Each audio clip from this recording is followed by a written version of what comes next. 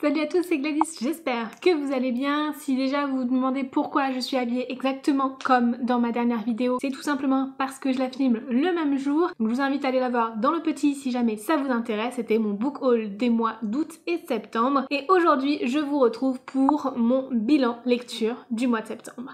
Et j'ai plutôt pas mal lu au cours de ce mois de septembre, mais surtout, j'ai lu d'excellents livres. Tous les livres que je vais vous présenter aujourd'hui, je les ai notés entre 4 et 5 étoiles. Franchement, c'était un mois pépite. Donc, comme d'habitude, je vais d'abord vous présenter les mangas et ensuite les romans. Premièrement, concernant les mangas, j'ai lu le tome 3 de A Sign of Affection de Sue Morishita, qui est un manga que j'aime énormément et à chaque fois qu'un tome sort, j'ai envie de le lire et je le lis. Ici, on y suit Yuki, une jeune fille qui est sourde, muette, qui ne connaît pas grand chose d'autre que sa ville actuelle et qui va un jour rencontrer Itsumi, qui est un jeune homme polyglotte qui voyage énormément et qui va être très intéressé d'apprendre la langue des signes auprès de Yuki. Yuki va tomber follement amoureuse de Itsumi très rapidement, je vous cache rien, c'est vraiment un insta-love que je n'ai pas trop apprécié, mais au fur et à mesure des tomes, je trouve que cette relation s'approfondit un peu plus et surtout on traite de sujets un petit peu plus compliqués, de la manière dont ils vont faire pour communiquer ensemble, quels sont les gestes à avoir en tant que personne entendante vis-à-vis d'une personne malentendante. Vraiment, je trouve ça hyper intéressant et j'aime beaucoup cette histoire, même si je trouve que chaque tome n'est pas suffisamment développé, je passe toujours un excellent moment. C'est une petite bulle de bonheur, une petite bulle d'air frais et j'aime beaucoup cette histoire, je trouve qu'elle représente vraiment très bien la difficulté qu'a Yuki à comprendre les personnes entendantes lorsqu'elles parlent, puisque par exemple on a le texte tel que Yuki le comprend lorsqu'elle lit sur les lèvres des personnes et on va avoir parfois certaines lettres dans les mots qui vont être inversées pour montrer la difficulté qu'elle a à saisir certains mots. Alors nous on arrive quand même à comprendre parce que bon, on n'est pas non plus stupide, on arrive à remettre dans l'ordre les lettres qu'il faut, mais ça montre qu'elle a eu du mal à comprendre ces mots-là et elle communique beaucoup par écrit aussi et je trouve ça vraiment super chouette. Plus ça va et plus il y a de la langue des signes qui est incorporée dans les romans puisque forcément elle enseigne la langue des signes à Itsumi et voilà, j'aime beaucoup cette histoire, c'est tout mignon, tout doux et ça fait toujours du bien. Donc je lui ai mis une note de 4 étoiles sur 5, je crois que c'est la note que j'ai mis à tous les tomes jusqu'ici. Peut-être le premier, je l'ai peut-être mis moins parce que je trouvais vraiment que l'insta-love qui est présent dans le premier tome était un peu trop rapide, mais c'est vrai que plus ça va, en fait j'adore, je passe un excellent moment, mais il y a toujours un mais, il manque quelque chose, c'est trop court et j'ai envie d'en savoir plus. Après c'est bien parce que du coup ça donne toujours envie de lire la suite et pour l'instant je me lasse pas du tout de cette histoire alors qu'on est déjà au 3e tome, mais voilà, j'aimerais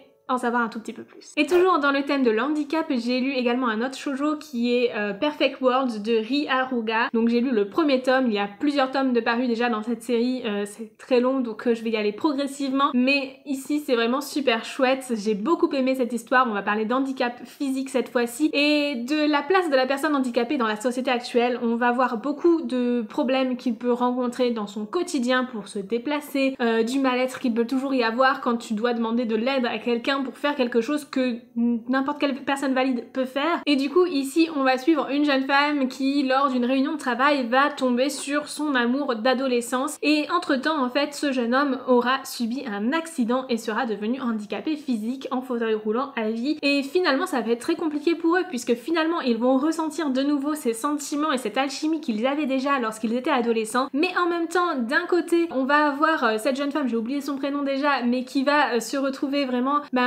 pas freinée mais un peu démunie sans savoir comment réagir vraiment toujours face à ce jeune homme et surtout on va se retrouver avec un jeune homme qui lui va se sentir illégitime, va avoir l'impression qu'il ne mérite pas qu'elle tombe de nouveau amoureuse de lui. Ce sont des questions que l'on peut toujours se poser dans ce cas de figure et je trouve que c'est très bien mis en avant et j'ai passé un excellent moment à lire ce manga pardon, et du coup je lui ai mis une note de 4 sur 5, encore une fois j'ai envie d'aller un peu plus loin, j'ai envie d'en savoir un peu plus, c'est parfois un peu trop rapide. Je pense sincèrement que ce sentiment il vient vraiment du format manga. Jusqu'ici j'ai pas eu un coup de cœur pour un manga. Ah si, peut-être le premier tome des Carnets de l'apothicaire, mais parce qu'il est particulier et on traite vraiment de plusieurs sous-intrigues en même temps. C'est vrai que j'ai tendance à trouver que les mangas ça va trop vite et c'est peut-être aussi parce que j'ai plus l'habitude de lire des romans tout court. Ensuite concernant les romans, j'ai essayé de vous les classer dans l'ordre de lecture que j'ai pu faire. Le premier d'entre eux ça a été Serpent and Dove de Shelby Maureen qui est sorti récemment chez De Saxus, que j'ai lu en VO et je regrette regrette pas du tout de l'avoir lu en VO, au contraire, puisqu'ici le français est très présent dans l'histoire. On est ici dans une histoire de fantasy, dans un monde qui se rapproche beaucoup de la France médiévale et où on va avoir une chasse aux sorcières, etc. Donc on a d'un côté des chasseurs de sorcières qui sont encadrés par l'église, dont Reed fait partie, et de l'autre côté on a des sorcières qui essayent de tout faire pour sauver leur peau, et en particulier Louise qui s'est échappée de son convent et qui vit un petit peu par elle-même. En fait elle vole beaucoup pour essayer de survivre et tout ça, et en fait elle va se retrouver mariée de force à Reed. Alors vous attendez vraiment à un enemies to lovers, et je trouve cette romance juste magnifique. J'aime beaucoup l'alchimie entre les deux personnages et comment elle se développe progressivement. Reed n'est absolument pas au courant que Lou est une sorcière au début de l'histoire, et je trouve ça vraiment super chouette. J'ai beaucoup aimé cette histoire, clairement. J'ai passé un excellent moment, et du coup ça n'a pas été un coup de cœur, mais franchement c'était à ça, et je vous le recommande vivement pour la saison. Je lui ai mis une note de 4,5 sur 5. Ça aurait pu en être un, je ne sais pas. Franchement là pour le coup on est vraiment pas sur quelque chose d'objectif mais plus subjectif. Pour le coup ça aurait pu en être un, comme ça n'en est pas. Vous savez, ce petit truc, cette alchimie, ce petit truc qui fait que c'est un coup de cœur par rapport à une excellente lecture, mais j'ai rien à redire à cette histoire. Le français est très présent, alors oui ce sont des phrases vraiment bateau en français, mais il faut comprendre qu'à la base c'est un livre qui est écrit en anglais pour des personnes non francophones, et du coup il faut qu'ils puissent comprendre. Donc forcément voilà, on va avoir quelques petits mots en français par-ci par-là. Ce sont pas forcément les mots qu'une personne utiliserait en tant que français natif qui parle une autre langue. Enfin, ce que je veux dire, ce sont vraiment les mots les plus simple de la langue, mais c'est ce qui permet aux personnes non francophones de comprendre cette histoire malgré tout. Et j'ai adoré, je trouve que ça nous plongeait vraiment très bien dans l'ambiance. Je l'ai beaucoup écouté en livre audio aussi, et en livre audio ça passe mais tellement bien avec les accents français et tout, mais c'est trop bien, on est vraiment plongé dans cette histoire. Et j'espère sincèrement que vous allez pouvoir retrouver ça malgré tout avec la VF, en ayant peut-être ces passages là en français qui sont en italique ou autre, et que vous allez bien vous dire que ces passages là ils sont en français initialement dans le texte, parce que je trouve que ça change tout. Ensuite, j'ai lu La 9e maison de Leigh Bardugo, qui est un livre qui me faisait très envie depuis très longtemps, et je me suis dit que là maintenant avec l'arrivée de l'automne c'était le moment idéal pour le lire. Ici on est vraiment dans un univers Dark Academia que j'ai beaucoup aimé, avec une grosse place de la magie, des fantômes, une enquête qui est vraiment très intéressante, une alternance de temporalité en fait des chapitres aux autres, avec des chapitres qui se passent en automne et d'autres en hiver, et on va suivre du coup j'ai déjà oublié son prénom. Alex. Ici on va suivre Alex, une jeune fille qui voit des fantômes depuis toujours en fait, et qu'on appelle des gris dans cette histoire, et en fait elle va être assignée à l'université de Yale dans des sociétés secrètes, enfin dans une société secrète en particulier. En fait ce sont des sociétés secrètes qui vont utiliser de la magie, etc., et qui du coup attirent en fait les fantômes à eux lorsqu'ils font lorsqu'ils utilisent la magie, et du coup elle va être là pour pouvoir surveiller l'apparition des fantômes et prévenir les gens lorsque il faut s'arrêter parce que ça risque d'être trop dangereux pour eux. Et c'est vrai que j'ai trouvé ça super intéressant, surtout que donc en fait on va suivre donc Alex lorsqu'elle est à l'automne et qu'elle arrive et qu'elle a son mentor, etc., qui lui explique comment faire les choses, et on la suit aussi 2 mois après en plein hiver quand son mentor a disparu, qu'elle est menée à elle-même, et qu'en plus de ça elle se retrouve à devoir enquêter sur la disparition d'une jeune femme, et j'ai trouvé ça vraiment super chouette. C'est une histoire qui est très dure, par contre c'est pour un public averti pour le coup. Il y a beaucoup de violence dedans, violence verbale, physique, sexuelle, bref c'est vraiment pas donné à tout le monde, et du coup je vous invite vraiment à aller lire la liste des trigger warnings si jamais vous voulez lire cette histoire, si elle vous intéresse, parce que c'est vraiment pour un public averti. Malgré tout j'ai passé un excellent moment, j'ai adoré l'ambiance de ce roman, et je pense que ça aurait pu être un coup de cœur aussi. Ça n'en est pas un, je sais pas pourquoi, mais voilà, 4,5 sur 5 ça le mérite amplement. J'ai vraiment adoré l'ambiance de ce roman, j'ai adoré l'enquête, et sincèrement ce qui m'aurait le plus plu ça aurait été une petite romance en plus. Mais ça c'est vraiment propre à moi parce que j'adore la romantasy, mais vraiment je peux que vous le recommander là pour cette saison, il est juste parfait. D'ailleurs il fait partie de mes recommandations pour le challenge des terreurs. c'est quand même une petite pavasse, mais je pense sincèrement que ça peut se lire facilement en une semaine. Après ça, j'ai lu Rosen de Laetitia Danae, donc le premier tome de la duologie. Je l'ai lu dans le cadre des lectures de notre club de lecture Les Petites Lunettes, dont vous avez peut-être vu qu'on a fait un live dernièrement sur YouTube. C'était le premier live du club de lecture pour la première LC que l'on a faite. Et vraiment, j'étais super contente que l'on choisisse ce livre, puisque c'est une fantasy orientale que j'ai beaucoup aimée. Dans cette histoire, on va suivre Rosen, qui est une jeune fille djinn, donc qui a des pouvoirs magiques, mais qui ne sait même pas en fait de quel aspect ils sont, puisque en fait depuis sa naissance, elle a un tatouage au poignet qui lui empêche d'utiliser ses pouvoirs. Et en fait ce peuple djinn fait tout pour essayer de se défaire de cette soumission qu'ils ont par les Dagnir, qui vraiment les exploitent justement pour leur magie, mais surtout aussi pour leur sang qui leur permet en fait d'utiliser justement le pouvoir des djinns lorsqu'ils le consomment. Et on va suivre du coup Rosen, qui va se retrouver avec ses sœurs en clan Dagnir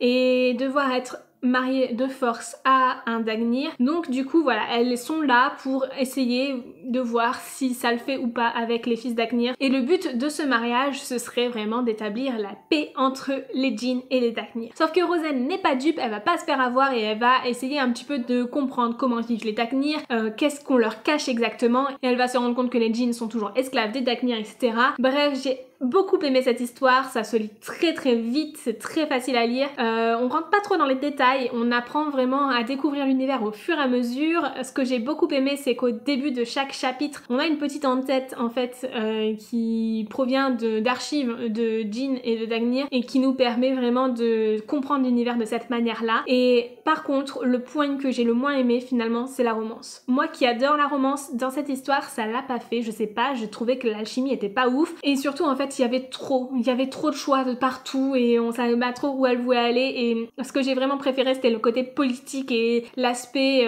vraiment enquête sur l'esclavage, etc. Et j'espère sincèrement que ce sera beaucoup plus développé dans le deuxième tome. J'ai hâte de le lire, je ne sais pas quand est-ce que je le lirai. Sincèrement, ce type de fantasy orientale, c'est pour moi plus des lectures estivales, donc à moins que j'ai vraiment envie de ça en plein hiver, je ne sais pas. Mais peut-être que j'attendrai l'été prochain pour lire la suite, j'en sais rien. Je l'ai déjà dans ma pile à lire et voilà, il attendra sagement que j'ai vraiment envie de me replonger dans ce type de fantasy orientale. Néanmoins, j'ai quand même passé un très bon moment et je lui ai mis une note de 4 sur 5. Je suis trop contente d'avoir pu faire cette lecture commune avec le club de lecture, donc les petites lunettes. N'hésitez pas à nous rejoindre sur le Discord si jamais vous voulez nous rejoindre pour les prochaines lectures. Au moment où je vous filme cette vidéo, on n'a pas encore sélectionné la lecture d'octobre-novembre puisqu'on fait une lecture tous les 2 mois, mais si jamais vous voulez nous rejoindre, vous avez toutes les informations sur le Discord. La lecture sera sélectionnée d'ici le moment où elle sera postée cette vidéo, donc vous pourrez voir ça tranquillement et voir si cette première LC pour vous, mais deuxième pour nous, vous plairait ou pas. Après ça, j'ai lu une romance, mais pour le coup une romance qui est pépite puisqu'on est sur un coup de cœur. J'ai lu My Dear Fucking Prince de Casey McQuiston, paru chez Lumen, que j'ai reçu en service presse de la part de la maison d'édition, donc merci Lumen. J'ai adoré cette lecture, vraiment c'était super chouette. C'est un livre qui me faisait extrêmement envie en VO, mais que je n'osais pas lire en VO puisque la politique est très présente dans cette histoire. Vous allez voir ça tout de suite avec le résumé si vous ne l'avez jamais vu, jamais entendu parler. Et du coup, c'est vrai que avec cette place de la politique, j'avais peur de ne pas tout comprendre puisque je ne maîtrise pas tout le vocabulaire politique en anglais et il faut parfois aussi savoir où sont nos limites et savoir lire en français lorsque l'on n'est pas capable de le faire en anglais. Même si ça aurait pu être un bon exercice pour justement apprendre ce vocabulaire-là, j'avais pas envie. Voilà, j'avais pas envie, je voulais de la facilité et comme je savais qu'il allait sortir en français, j'ai préféré attendre la traduction en français et je regrette pas du tout, c'était vraiment génial. Ici, on est dans un univers alternatif d'une autre où à la place du président Trump, les États-Unis auront élu une présidente, donc la présidente Claremont, qui aura été présidente pendant 4 ans et en fait à la veille des réélections présidentielles des États-Unis, Alex Claremont, le fils de la présidente, va avoir un incident diplomatique avec Henri de Galles, donc le prince de Grande-Bretagne, et en fait ça va faire la une des journaux, ça va être l'enfer, et pour taire cette affaire et éviter que ça n'entache les élections présidentielles et aussi l'image de la monarchie anglaise, mais du coup ils vont passer du temps ensemble, essayer de montrer à la presse qu'ils sont les meilleurs amis du monde, mais tout ne va pas se passer comme prévu puisque finalement entre la haine et l'amour il n'y a qu'un pas et ils vont tomber amoureux. Et là je vous assure qu'une romance gay à la tête des plus grosses nations du monde, c'est un petit peu compliqué à gérer exagéré dans l'époque actuelle, dans l'époque dans laquelle ça se passe, mais en même temps je trouve que c'est un livre qui est vraiment super chouette et qui va permettre de mettre en avant toute cette diversité, donc cette diversité à la fois d'orientation sexuelle mais aussi une diversité ethnique, et j'ai vraiment adoré ça. Mais surtout ce que j'ai préféré, c'est vraiment l'alchimie entre Alex et Henry. Ils sont juste parfaits ensemble, je les aime trop et j'ai trop aimé ça, et puis c'est trop beau. Et on a beaucoup de passages dans cette histoire qui reprennent des lettres, des textes qui ont été transmis entre personnes donc de haute société dans l'histoire, et qui montrent que en fait ils sont loin d'être les premiers gays à monter sur des trônes et tout ça, et je trouve ça vraiment super chouette. Ça a été un gros coup de cœur, encore une fois, je vous le répète, lisez My Dear Fucking Prince. Je n'aime pas le titre, soyons honnêtes. Je préférais le titre VO, surtout que si c'est pour changer le titre, je vois pas l'intérêt de chercher encore un titre en anglais. Tant qu'à changer le titre, autant le traduire en français. J'ai passé un excellent moment et j'adore ces personnages, ils seront dans mon cœur pour toujours, je crois. Si vous cherchez une romance contemporaine young adulte, je ne peux que vous recommander de lire celui-là. Et on va finir ce bilan lecture par ma lecture en cours. Au moment où je vous filme cette vidéo, je pense que je l'aurai fini d'ici le moment où vous la verrez. Il s'agit de From Blood and Ash de Jennifer Alaman Trout, que j'ai ici dans l'édition collector de Fairy Loot, que j'aime énormément. Ah mon dieu, je regrette pas du tout d'avoir acheté ces livres une fortune. Je vous les ai déjà présentés dans mon unboxing, je vous le mets dans le petit i si jamais ça vous intéresse. Mais du coup, From Blood and Ash, c'est l'histoire de Poppy, une jeune fille qui est bénie par les dieux. Elle est choisie par les dieux pour leur être donnée en offrande lors de son ascension, et du coup pour ça elle doit rester pure, elle doit rester vierge, personne ne doit la toucher, la regarder ou lui adresser la parole, elle ne doit surtout pas s'attacher aux autres. Et pourtant Poppy est un petit peu têtue, un petit peu téméraire aussi, et ne va pas tout à fait suivre toutes ces règles là, puisque un jour Poppy va s'échapper de l'endroit où elle vit, l'endroit où elle est complètement surprotégée avec des gardes et tout, hein. Elle va réussir à s'en échapper et elle va aller découvrir les plaisirs de la vie et par la même occasion embrasser Hawke. Sauf que c'est pas sans compter sur le fait que Hawke va devenir juste après, très peu de temps après, son garde du corps. Donc voilà, je vous laisse deviner ce qui pourrait se passer entre Poppy et Hawke. C'est très explicite dedans, clairement.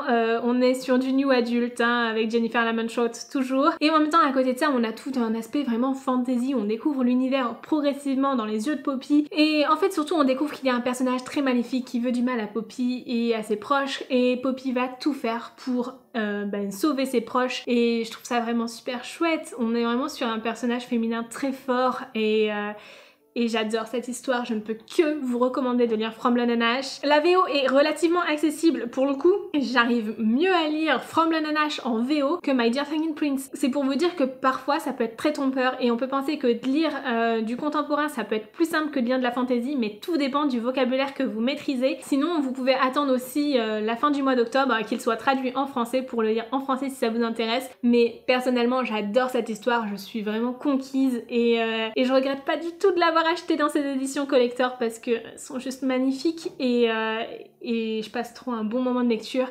Je sais pas encore si je vais enchaîner avec les tomes suivants ou si je vais laisser un petit peu de temps pour voilà ne pas tout dévorer d'un coup. Et parce qu'en fait c'est pas une trilogie, il y a encore d'autres tomes de prévus. Le 4e tome sort en mars, donc en VO, et du coup voilà, je vais peut-être espacer un petit peu mes lectures dans le temps pour les lire tranquillement jusqu'au mois de mars, je verrai bien. Et du coup, pour vous donner une note, parce que globalement je pense que ce sera un coup de cœur, je n'en sais rien, je vous le confirmerai dans ma prochaine vidéo bilan lecture et sur Instagram prochainement. Et sur ce, je vous fais de gros bisous et je vous souhaite de très belles lectures. N'hésitez pas à me dire dans les commentaires quelle a été votre meilleure lecture du mois de septembre, et je vous dis à très bientôt dans une nouvelle vidéo. Ciao!